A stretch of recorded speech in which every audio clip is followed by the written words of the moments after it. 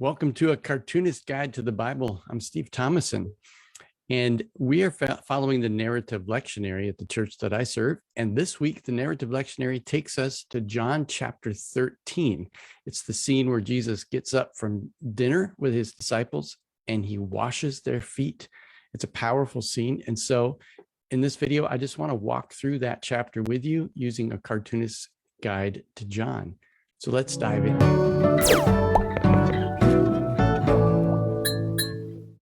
If you go to cartoonistbible.com, the homepage will look just like this. And the fastest way to get there is to hover over this bookshelf menu item, come over here and click on John. And that'll take you to the John landing page. And right here, we have the interactive outline of John. So we've been going through the Gospel of John throughout this Lenten season with the narrative lectionary, actually ever since Christmas in the narrative lectionary. We've gone through chapter 1, which sets the tone for the whole book. And then John's Book of Signs, a collection of theological portraits of Jesus that spans from John chapter 12 all the way through John chapter 11. So last week we looked at Jesus raises Lazarus from the dead. And so this week we move into the purple zone, into the Passion Week. Into the Lenten season as we make our way toward the cross. And we skip over John chapter 12 because that's the triumphal entry, and we're going to reserve that for Palm Sunday. So we come to John chapter 13, which begins this section, which is unique to the Gospel of John.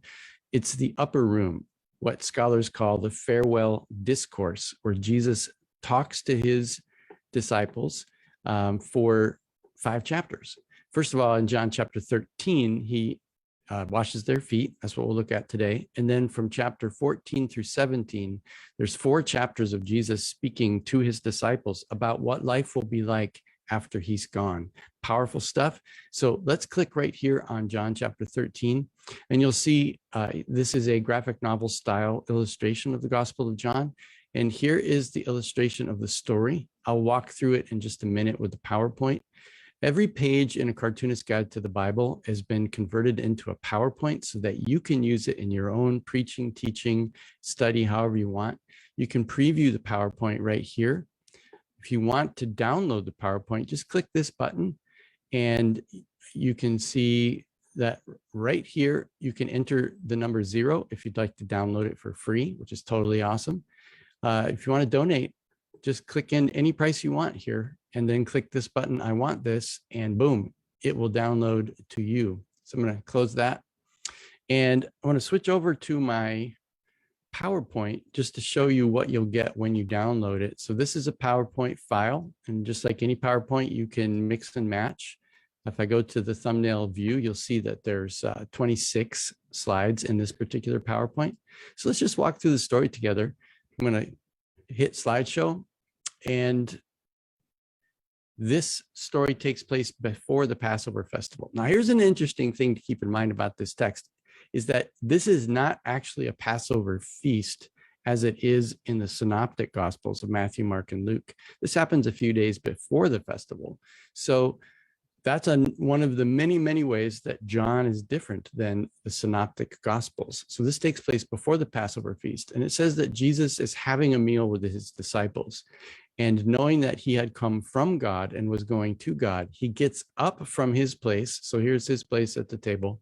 And he takes off his outer coat and he wraps a towel around his waist and he begins to wash the disciples' feet. Now, this was strange because the culture of that day was that you washed your feet before you entered into a house, especially if you're going to go in and eat with someone. And, you would wash your own feet. But if it, as a show of hospitality, the host, if they had the means, would have someone wash your feet for you, which was typically a servant or a child. But that would happen as you enter the house. And so Jesus gets up during the meal and washes their feet, which is obviously or seemingly a symbolic act that he's doing because, according to customs, they would have already washed their feet. So like, what's going on here? And well, the disciples are confused. And when Jesus comes to Peter, Peter's like, no way, Lord, are you going to wash my feet? Jesus said, look, you don't understand what I'm doing, but later you will understand. And Peter said, you will never wash my feet. And Jesus said, unless I wash you, you have no share with me. So then Peter's like, well, I'm all in. Wash my hands and my head too. Jesus like, Peter, cool your jets, man. You're already clean. Like, you don't need me to wash your whole body. I just need to wash your feet. But all of you, meaning all of the disciples, are not clean. And what he's talking about here is, again, this is another foreshadowing of Judas. And that's going to come in just a second. He was referring to the one who would betray him, which is Judas. Now, after Jesus was finished washing the disciples' feet, we see in verses 12 through 20 that Jesus explains what he just did. He said, I've set the example that you ought to wash one another's feet, because servants are not greater than their masters. He's showing them that he is their master, but he's also acting as their servant, because we're all equal. This is an egalitarian community. And whoever receives one whom I send receives me, and whoever receives me receives the one who sends me. We're all one. We're all the same. It's powerful stuff. And then he says, one of you will betray me. Well, Peter looks over to John, who's sitting right next to Jesus, and says, ask him. So John asks, Lord, who is it? And Jesus says, the one to whom I give this piece of bread. So he dips the bread into the sauce. He hands it to Judas Iscariot. Boom, boom, boom. And he says, do quickly what you're going to do. So Judas gets up, walks out of the room, and Judas is now going to set up the arrest of Jesus. And so after Jesus leaves, he says, now the Son of Man is glorified and God is glorified in him. It's such a strange response to Judas walking out on him. Jesus knows what's going to happen. It's going to get rough. He's going to die, but yet he knows that it has a purpose to it. And then he says to the disciples, I'm only with you a little while longer, and where I'm going, you cannot come.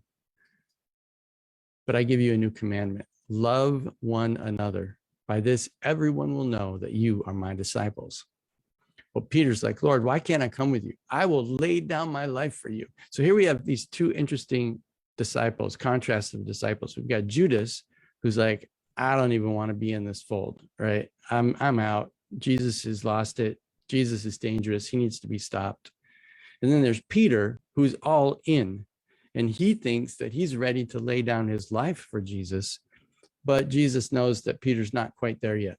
And he says, Peter, before the cock crows tonight, you will have denied me 3 times. And we'll see in the next story that is exactly what happens. So that's the whole text. I hope that you will enjoy downloading that PowerPoint and using it. We can come back to John here. There's lots of resources on there. I'm going to stop sharing that. So thank you for hanging out with me for a few minutes here in John chapter 13. We've been walking through the whole gospel. There's more to it at Cartoonist Guide to the Bible /John.